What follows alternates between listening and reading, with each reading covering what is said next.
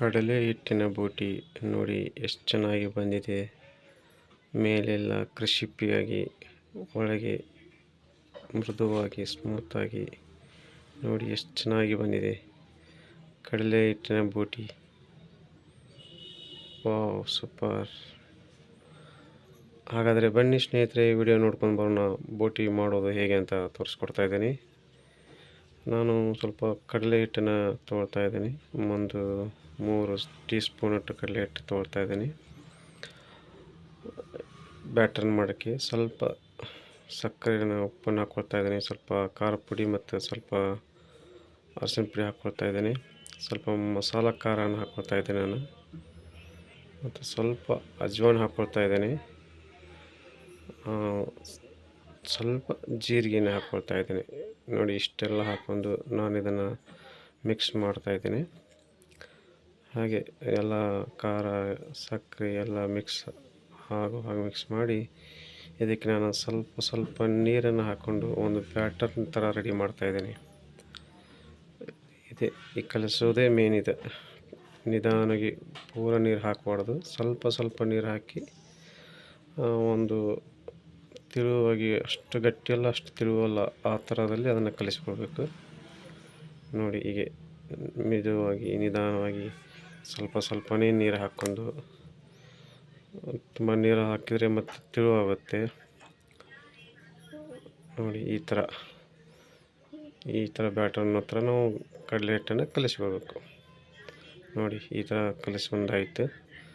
ಇವಾಗ ಬನ್ನಿ ಸ್ಟವ್ ಹಚ್ಚೋಣ. ಕರಿಯಲು ಒಂದು ಬಾಣಲೆಯನ್ನು ಇಡ್ತಾ ಇದ್ದೇನೆ. ಅಡುಗೆ ಎಣ್ಣೆನ ಹಾಕ್ಕೊಳ್ತಾ ಇದ್ದೇನೆ ನಾನು ಕರಿಯಲು. ನೋಡಿ, ಈ ಬ್ಯಾಟರ್ನನ್ನು ತಗೊಂಡು ನಾನು ಬೋಟಿಯನ್ನು ತೊಗೊಂಡಿದ್ದೀನಿ. ಪಾಪಡ್ ಅಂತಾರೆ, ನಮ್ಮ ಸೈಡೆಲ್ಲ ಪಾಪಡೆ ಅಂತಾರೆ. ಪಾಪಡೆ ಬೋಟಿಯನ್ನು ಕಲಿಸಿದ ಬ್ಯಾಟರ್ನಲ್ಲಿ ಎದ್ದು ಹೀಗೆ ಒಂದೊಂದಾಗಿ ಕರಿಬೇಕು. ಸಣ್ಣ ಉರಿಯಲ್ಲಿ ಅದನ್ನು ಕರಿತಾ ಇರಬೇಕು. ಮತ್ತು ಮೇಲೆ ಕೆಳಗೆ ಎಲ್ಲ ಆ ಥರ ಎರಡು ಬಾಜು ಸರಿಯಾಗಿ ಕರಿಬೇಕದು. ಈ ಥರ ನೋಡಿ ಎಷ್ಟು ಚೆನ್ನಾಗಿ ಬಂದಿದೆ ಕಡಲೆ ಹಿಟ್ಟಿನ ಬೋಟಿ. ನೋಡಿ ಸ್ನೇಹಿತರೆ, ಸೂಪರ್. ಸ್ವಲ್ಪ ಸಣ್ಣ ಉರಿಯಲ್ಲಿ ಒಂದು 2-3 ನಿಮಿಷ ಅದನ್ನು ಕರಿಬೇಕು. ರೆಡಿ, ಕಡಲೆ ಹಿಟ್ಟಿನ ಬೋಟಿ ರೆಡಿ.